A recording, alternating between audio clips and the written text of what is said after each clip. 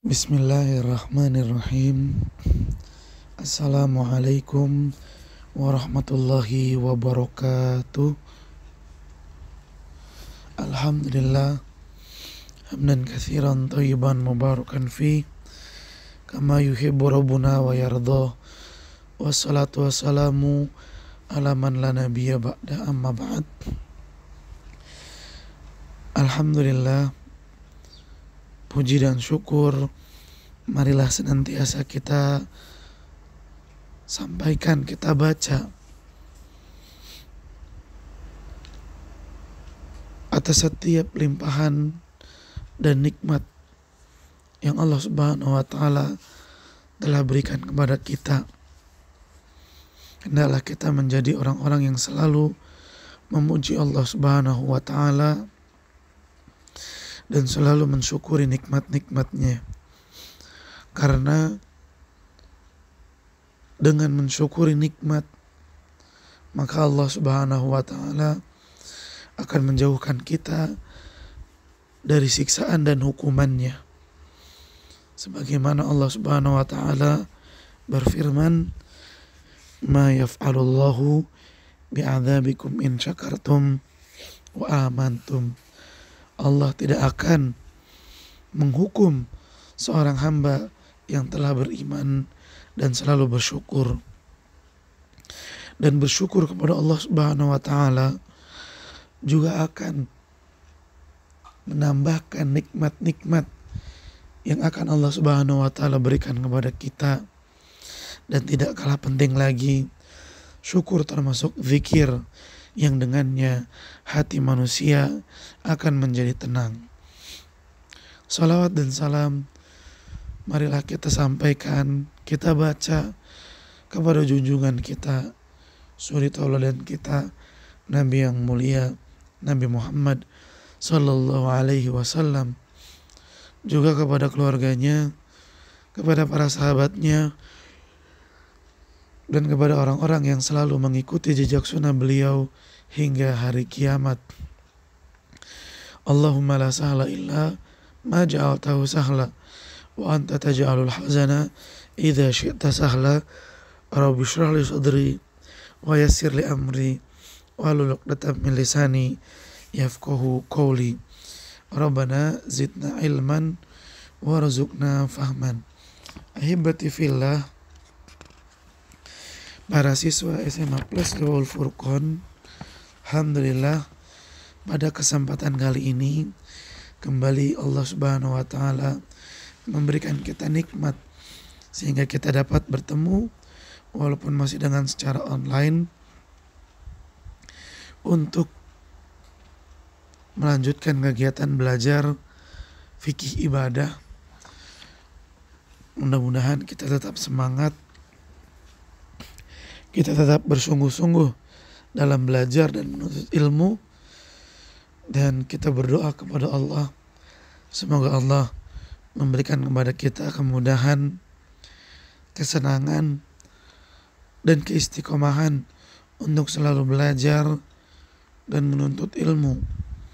Dan kita juga memohon kepada Allah semoga Allah Subhanahu wa taala memberikan kepada kita tambahan ilmu yang bermanfaat, ilmu yang barokah, ilmu yang menjadikan kita semakin bertakwa kepada Allah, semakin berbakti kepada orang tua, dan menjadi orang yang sukses hidupnya, bahagia hidupnya karena diridhoi oleh Allah di dunia dan juga di akhirat nanti. Ahibati fillah, para siswa SMA Plus Liwaul Furqan, pada pertemuan yang lalu kita membahas waktu dilarang sholat, dan yang dimaksud sholat di sini adalah sholat sunnah mutlaqah, sholat sunnah yang dikerjakan tanpa terikat dengan waktu dan tidak adanya alasan. Bebas artinya, mau sholat 2 rakaat kapan saja boleh. Itu namanya sholat sunnah mutlaqah, asal jangan bertepatan dengan waktu dilarang sholat. Kemarin kita ringkas, ada 3 waktu dilarang sholat. Yang pertama, saat matahari terbit. Saat matahari terbit sampai dia meninggi 1 tombak, kira-kira 1 meter. Itu waktu pertama yang dilarang sholat. Yang kedua, ketika matahari tepat di tengah-tengah langit, sehingga setiap benda tidak memiliki bayangannya. Lalu yang ketiga, setelah sholat asar sampai bola matahari secara penuh tenggelam. Ya, seluruh bola mataharinya telah terbenam. Adapun sholat wajib misalnya, atau sholat sunnah yang muakkotah, sholat sunnah yang terikat dengan waktu atau dikerjakan karena ada sebab, seperti sholat rawatib, itu boleh dilaksanakan walaupun bertepatan dengan waktu dilarangnya sholat. Dan juga sholat di Masjidil Haram, sholat sunnah di Masjidil Haram boleh dilaksanakan kapan saja, sekalipun itu bertepatan dengan waktu dilarangnya sholat. Ahibati fillah, para siswa SMA Plus Liwaul Furqan, pada pertemuan yang lalu kita juga sudah membahas tentang sujud sahwi. Ya, kita akan murajaah dulu sedikit. Sujud sahwi itu adalah sujud yang disyariatkan oleh Islam untuk kita lakukan di akhir sholat untuk menyempurnakan kekurangan dalam sholat. Dan kekurangan dalam sholat itu ada 3 macamnya. 1, menambahkan perbuatan dalam sholat. Ini juga kekurangan nih. Harusnya sholat 2 rakaat, dia malah 3 rakaat. Ini juga kekurangan. Kenapa disebut kekurangan? Kok bukan kelebihan? Karena menambahkan perbuatan dalam sholat itu termasuk cacat. Kemudian bentuk kekurangan dalam sholat yang kedua adalah ya kekurangan itu sendiri. Harusnya sholat 3 rakaat, dia malah 2 rakaat. Kemudian bentuk kekurangan yang ketiga adalah ragu dalam sholat. Ya, keraguan-raguan dalam sholat. Nah, sujud sahwi disyariatkan oleh Islam untuk 3 perkara ini. Kelebihan, kekurangan, dan keraguan. Kapan melaksanakan sujud sahwi? Ya, sujud sahwi itu bisa dilaksanakan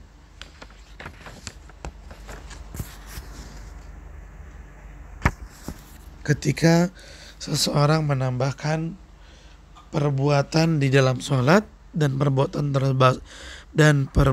tersebut termasuk dalam perbuatan sholat.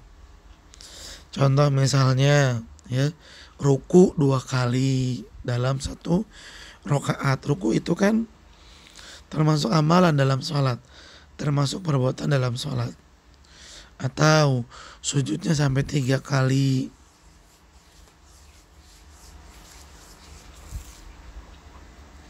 Menambahkan perbuatan yang termasuk dalam amalan sholat, ini mengharuskan seseorang untuk sujud sahwi. Yang kedua, mengucapkan salam, Assalamualaikum warahmatullah, itu sebelum sholatnya sempurna.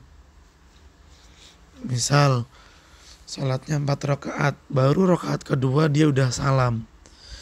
Nah, ini juga sebab yang mengharuskan seseorang untuk sujud sahwi. Yang ketiga, melakukan bacaan yang salah atau salah dalam membaca dan kesalahannya itu merubah makna. Ya. Apalagi surat Al-Fatihah nih. Sekali lagi yang ketiga, salah dalam membaca yang menyebabkan berubahnya makna. Lalu yang keempat, meninggalkan salah satu wajib sholat. Apa itu wajib sholat? Contohnya takbiratul intiqal, bacaan subhana rabbiyal azim, kemudian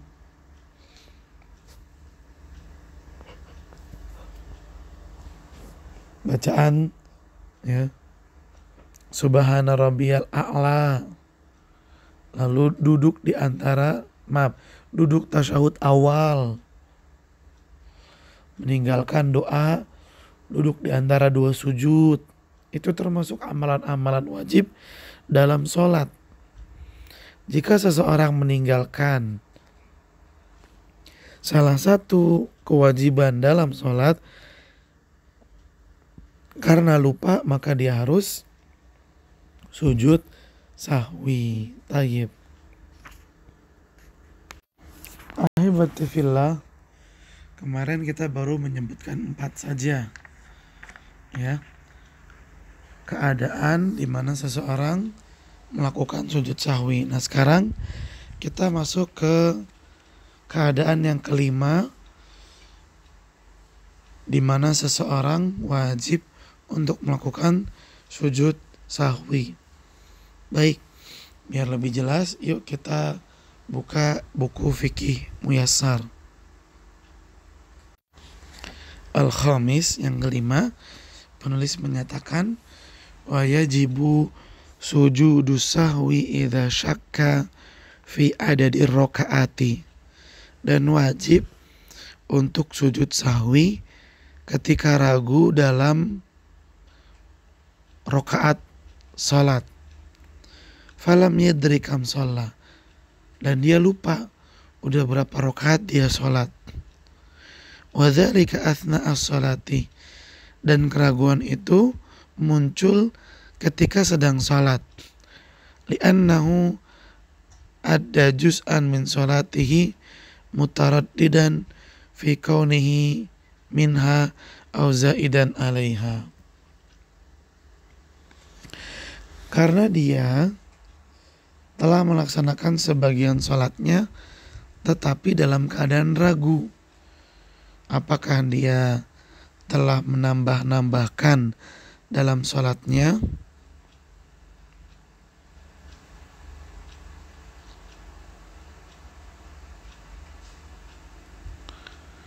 ya, nambahin fadhu'ufatin niyatu.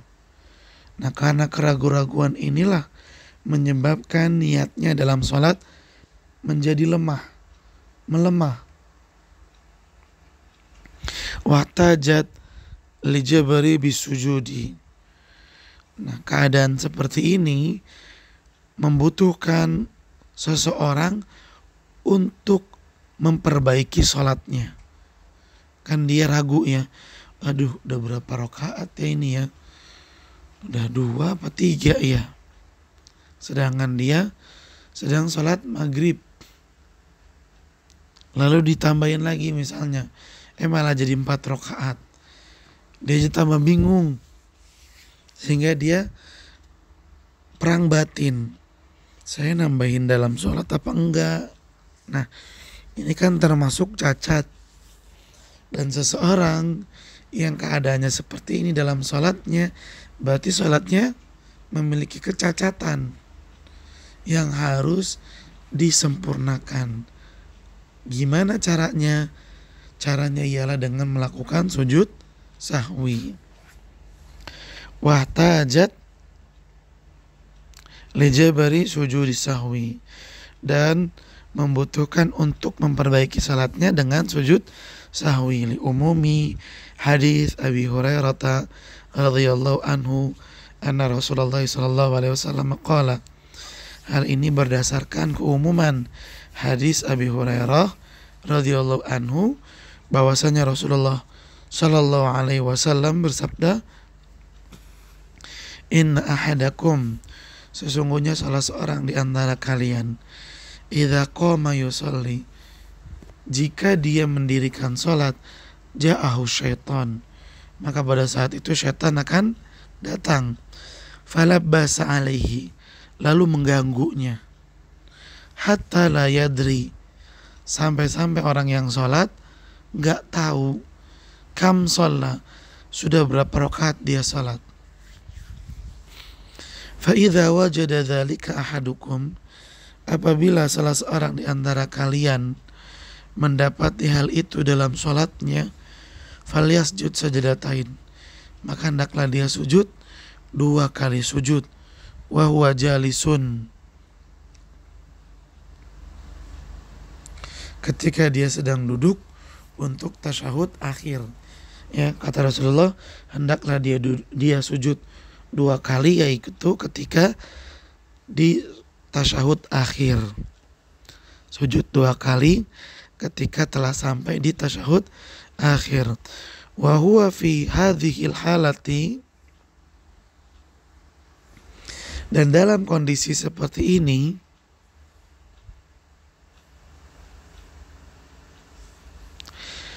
baina amraini, dalam kondisi seperti ini, maka orang yang salat ada dalam 2 perkara.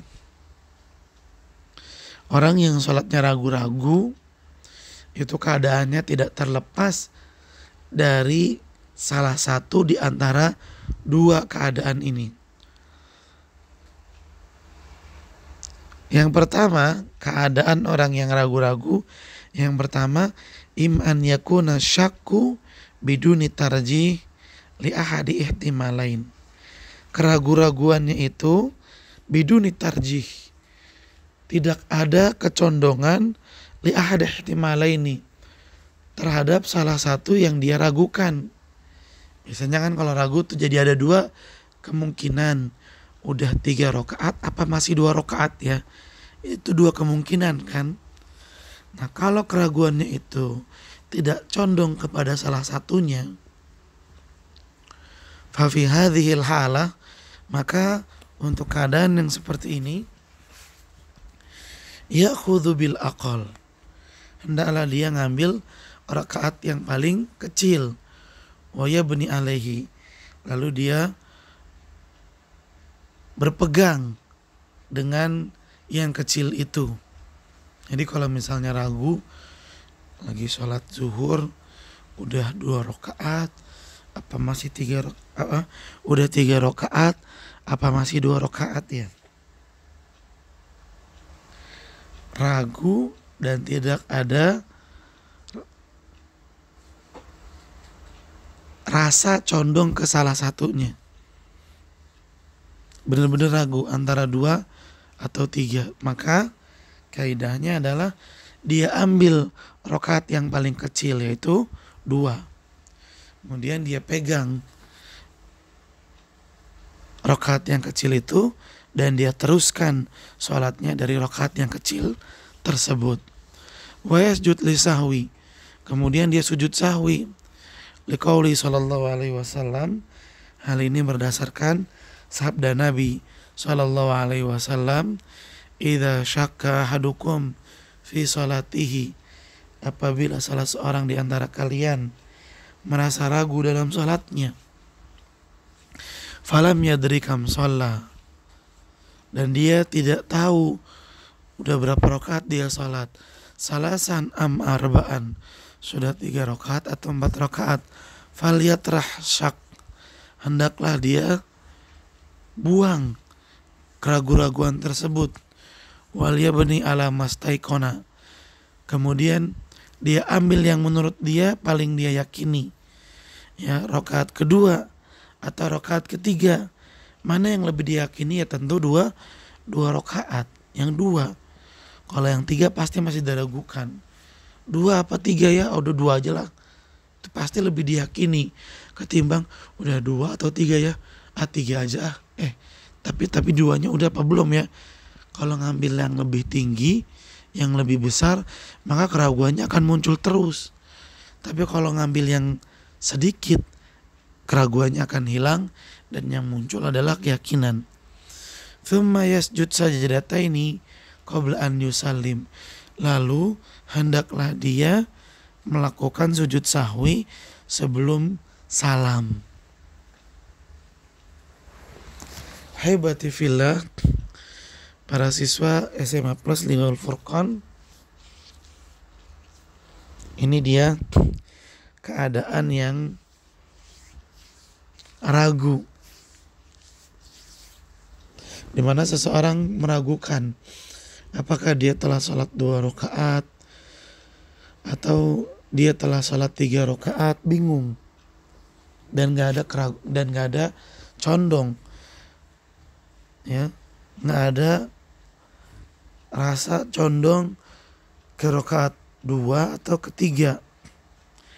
Nah, dalam kondisi seperti ini, di mana nggak ada tarjih, nggak ada rasa condong ke salah satu di antara 2 yang diragukan, maka yang kita lakukan adalah mengambil rakaat yang paling kecil. Baik. Ahibati fillah, para siswa SMA Plus Linul Furqan, kita lanjutkan. Amma idza ghalaba ala dhannihi wa tarajjaha ahadul ihtimalain. Adapun jika ada rasa condong kepada salah satu dari 2 yang dia ragukan, fa innahu ya'mal bihi, maka yang condong itu yang dia pegang, wa yabni alaihi, dan dia teruskan salatnya dari yang condong tersebut. Misalnya sudah 2 rakaat atau sudah 3 rakaat ya, tapi saya yakin saya sudah 3 rakaat. Nah, ambil yang 3 rakaat karena dia ada rasa condong ke rakaat yang ketiga. Ya, kalau ragu-ragu dan ada rasa condong ke salah satu yang diragukan, ambil yang dicondongkan itu. Wa yasjud sajadataini lisahwi. Lalu hendaklah dia melakukan sujud sahwi 2 kali. Melakukan sujud 2 kali sebagai sujud sahwi. Liqaulihi sallallahu alaihi wasallam, hal ini berdasarkan sabda Nabi sallallahu alaihi wasallam, fi man syakka wa taraddada, terhadap orang yang meragu-ragu dalam salatnya, falyataharra sawaba, hendaklah dia berusaha mencari yang benar. Ai alat tahari, coba dia ingat-ingat dengan teliti sudah berapa rakaat dia sholat, mana yang lebih dicondongkan. Thumma liyusallima,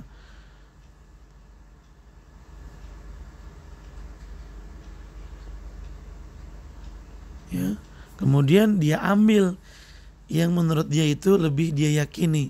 Tsumma liyasjuda sajadataini ba'da an yusallima. Setelah itu, ya, setelah dia pegang yang paling kuat, dilaksanakan sholat sampai selesai, sampai salam. Setelah salam, dia sujud sahwi, lalu salam lagi. Ya, kata Nabi SAW dalam hadis ini, kalau seseorang ragu dalam sholatnya, cari dulu mana yang dia rada yakinin, mana yang dia itu condong kepada salah satu dari yang dia ragukan. Kalau sudah dapat, mana yang dia agak yakini, mana yang dia condong ke salah satu dari 2 yang dia ragukan, maka ambil yang dia agak condong dan dia agak meyakininya. Lalu dia sempurnakan sholatnya sampai salam. Setelah salam baru sujud sahwi 2 kali, kemudian salam lagi. Kita lanjutkan al-mas'alatu tsalitsatu. Pembahasan yang ketiga. Mata yusannu. Kapan sujud sahwi ini disunahkan? 5 keadaan yang kita sebutkan sebelumnya. 1. Seseorang menambahkan dalam sholat perkara yang termasuk dalam sholat. 2. Dia salam padahal sholatnya belum sempurna. 3. Salah membaca sehingga merubah makna. 4. Meninggalkan kewajiban dalam sholat. 5. Ragu-ragu. 5 keadaan ini adalah keadaan di mana seseorang wajib harus melakukan sujud sahwi. Sedangkan pembahasan yang berikutnya adalah keadaan-keadaan di mana seseorang disunahkan untuk melakukan sujud sahwi. Baik, mari kita baca. Yusannu sujudus sahwi idza ata biqaulin masyru' fi ghairi mahallihi sahwan. Disunahkan untuk melakukan sujud sahwi idza ata biqaulin, jika seseorang membaca zikir masyru', zikir yang memang ada di dalam sholat, fi ghairi mahallihi, tapi bukan pada tempatnya, sahwan, karena lupa. Kal qiraati fir ruku'i was sujud, seperti baca Quran ketika sedang ruku atau sedang sujud. Wa tasyahud fil qiyam, ketika berdiri bukan baca Al-Fatihah, dia malah baca tasyahud.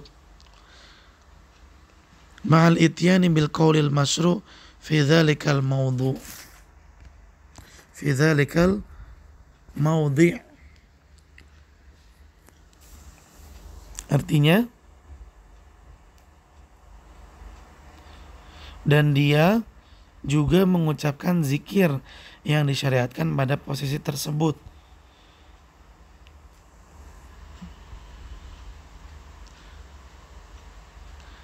Ka'an yaqra'a fir ruku', seperti seseorang membaca surat Al-Fatihah dalam ruku, ma'a qaulihi, lalu dia baca juga ketika ruku, subhana rabbiyal azim.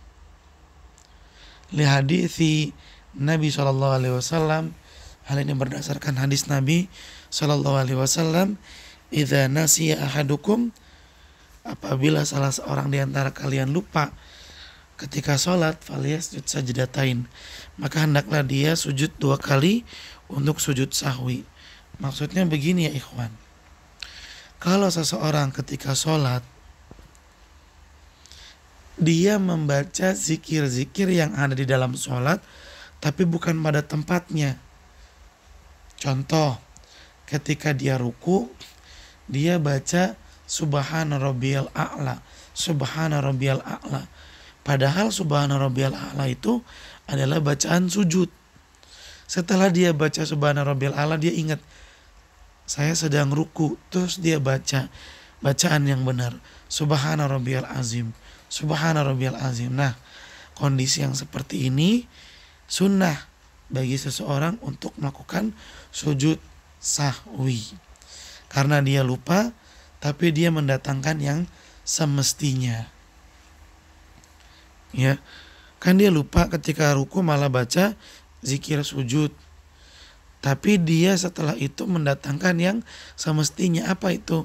Dia membaca zikirnya ruku, yaitu subhana rabbiyal azim. Oleh karena itu dia dituntut untuk sujud sahwi, tapi tuntutannya hukumnya sunnah. Taib, ahibati fillah, ini dia keadaan-keadaan di mana seseorang disunahkan untuk melakukan sujud sahwi, ya, untuk melakukan sujud sebanyak 2 kali, yaitu sujud sahwi. Ini penting ya ikhwan, kita memahaminya, karena sujud sahwi itu adalah sujud yang fungsinya untuk menyempurnakan kekurangan-kekurangan yang terdapat di dalam sholat kita, agar sholat kita pahalanya menjadi sempurna di sisi Allah Subhanahu wa ta'ala.